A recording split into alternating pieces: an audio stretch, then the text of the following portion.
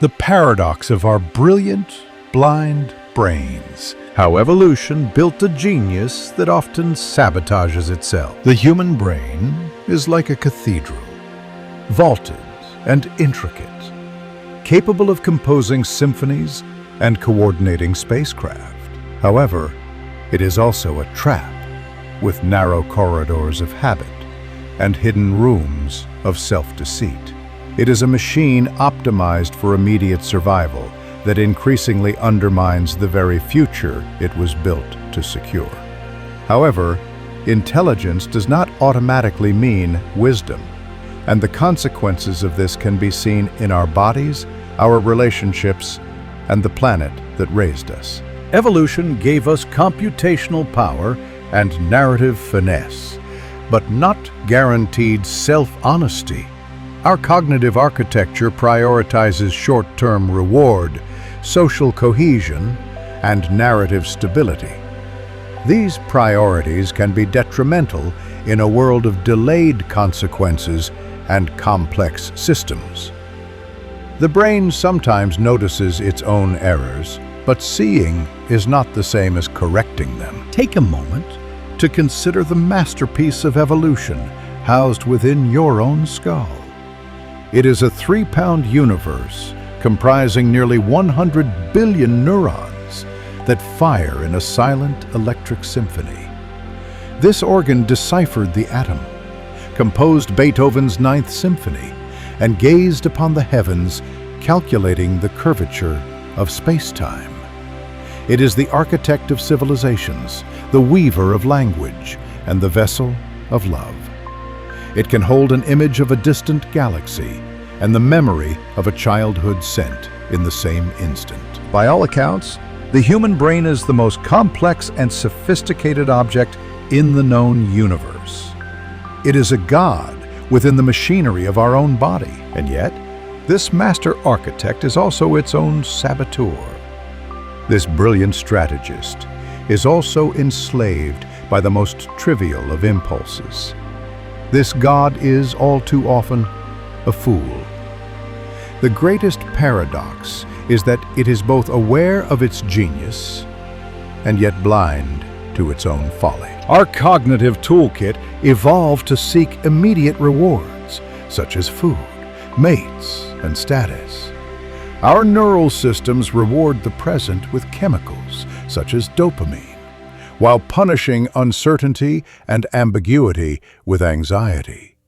This wiring explains why we prioritize immediate pleasures over long-term benefits and invent rationalizations to protect our fragile self-image. The introspective blind spot is not so much a flaw as a survival-era feature. Humans are narrative animals. We stitch events into stories that preserve coherence. Stories maintain social bonds and reduce anxiety. However, they can also prevent growth by locking us into identities and myths. We would rather cling to the comforting fiction that we're doing fine than face the painful truth. This contradiction is not a flaw in our design, but rather a feature of our history. We are running ancient, survival-based software in a hyper-complex modern world, and the system is lagging. This glitch can be traced back to the very structure of our minds. Imagine a brilliant new CEO. Your logical prefrontal cortex is hired to run a company staffed by ancient, powerful, and impulsive factory workers, your limbic system, or lizard brain, who have been doing things their way for millennia. The CEO has a long-term plan for market domination, but the workers are only concerned with getting their sugar, salt, and fat bonuses right now. More often than not, the factory floor overrules the executive suite. This is the daily battle within you when you choose the donut over the apple, the mindless scrolling over reading a book, or immediate comfort over a long-term goal. The chemical reward of dopamine is a currency our ancient brain values above all else. This short-term thinking was once our greatest asset. Our ancestors were wired to react to immediate threats, such as a tiger in the grass or an approaching storm. Their brains weren't designed to process slow, abstract, collective dangers. Consequently, the existential threat of a warming planet or a fracturing society doesn't trigger the same primal alarm today. The tiger is too slow and invisible. We are short-sighted survivors, expertly evolved for a world that no longer exists. Compounding this is the brain's role as our personal press secretary. Its job is not necessarily to find objective truth, but to construct a coherent narrative in which we are the protagonist. It uses a host of cognitive biases to filter reality, protecting our ego and justifying our actions.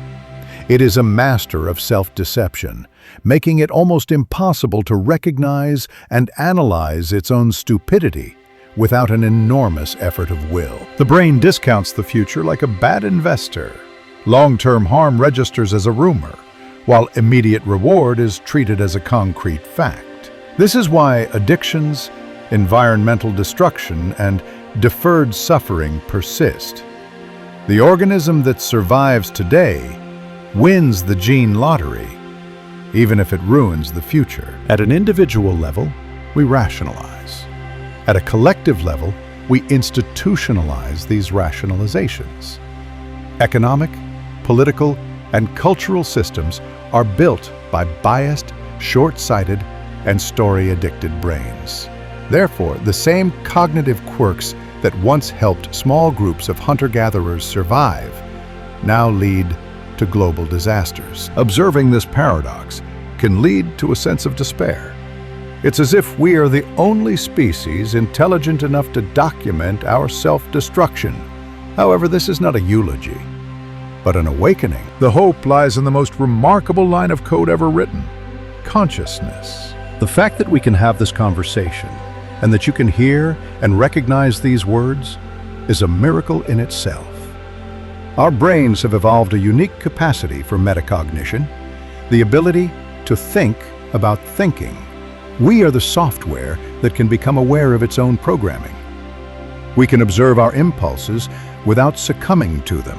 We can recognize our biases and choose to challenge them. This is the frontier of our evolution. The great internal struggle of the 21st century is not technological, but psychological. It is the internal conflict between our ancient programming and our emerging consciousness. It is the daily, moment-to-moment choice to act from awareness rather than instinct. It is about closing the gap between the animal we once were and the human we aspire to be. We may never thoroughly debug our ancient code. The ghost in the machine may always carry the echoes of the jungle. However, in the space between stimulus and response, in the quiet moment of choice, we find our freedom. We discover the ability to recognize our mistakes and choose a different path with grace and effort. There is room for hope. Self-awareness exists. Science, philosophy, art, and relationships can act as mirrors, reflecting ugliness into knowledge. Ritual, discipline, and community accountability can keep the light on for longer. The goal is not to achieve perfect rationality, but to experience more moments when the light stays on. We are like gods with monkey firmware, brilliant at invention, but rubbish at foresight. Our brains will tell us whatever keeps the ego intact. If we want a future, we must design habits, systems, and stories that force our brains to behave as they claim to. The paradox is not a condemnation, but a call to action. If the brain is both cathedral and trap, then our work is architectural. We must design lives and societies that harness the cathedral's light without allowing the trap to close. This requires humility, skill, and a refusal to romanticize our worst impulses.